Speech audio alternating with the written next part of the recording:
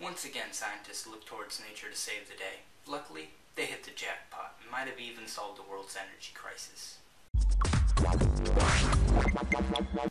Hello, and welcome to Nerd Sanctum. Today in Science News, researchers have found a new alternative energy source that can help reduce our oil dependence and provide energy security.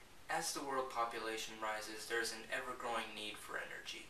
So far, we're mainly dependent on fossil fuels, but in recent years, oil prices keep rising, so scientists have started to give more attention and focus towards biofuel solutions. Unfortunately, the current process for making biofuels is too expensive, so researchers have been studying organisms that break down wood in hopes to find a cheaper industrial solution.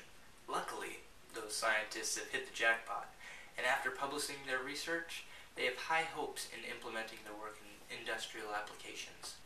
Currently, biofuel is mainly created by fermenting sugar or starch-based crops like cane, sugar beet, corn, or maize to produce ethanol. Another method of creating biofuel is blending petroleum with natural oils secreted from things like oil palms, soybeans, or algae to create biodiesel. But today, our focus will be on a particular liquid biofuel that is created by breaking down woody biomass like wood and straw. This method is known as the Fischer-Tropsch process, which is a series of chemical reactions that convert the carbon monoxide and hydrogen in biomass into liquid hydrocarbons, or simple sugars. These sugars are then fermented to produce liquid biofuel. Now, this current method is way too expensive to be a practical solution and can't really be any real competitor to fossil fuels in the energy market, which is exactly why researchers have been studying organisms that break down wood. This new method relies on a key enzyme produced by gribbles. Gribbles are organisms that are around an inch in length and live near watery shorelines that bore into piers and nearby plants for sustenance. In order to eat, they use enzymes to break down wood for digestion, and use a particular enzyme known as cellulase that attaches to a long chain of complex sugars and breaks them down into small soluble molecules that are easier for them to digest and in turn easier for us to ferment. After discovering this enzyme, researchers at New York University, University of Portsmouth, and the National Renewable Energy Laboratory have used advanced biochemical analysis and X-ray imaging to determine the structure of this key enzyme.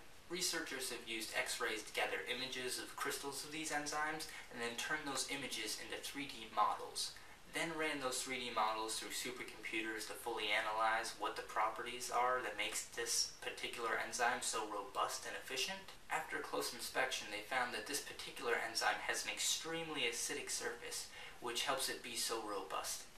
Now that these researchers have a better understanding of how this particular enzyme works, they wanted to produce it on an industrial scale instead of collecting it from gribbles. They did this by transferring the genetic blueprint they created of this enzyme into an industrial microbe that will make it into large quantities. Not only are these enzymes a lot cheaper to produce compared to past solutions, but due to their robustness, they can even be reused, making it overall a greener solution. For this production, these researchers have been given $36.7 million worth of investments by the Sustainable Bioenergy Center. So hopefully in the near future, people following this story will keep releasing data of how this solution progresses. But either way, people are saying this new development could become a real competitor of fossil fuels by 2020. Anyways, that's all for today's Science News. Thanks for watching. I hope you liked this episode. If so, please give it a thumbs up. If you have any questions about this episode or would like something covered more in depth, please leave a comment below. If you'd like to keep on top of the newest trending science news, please subscribe. But either way, thanks again for watching, and until next time, have a good day.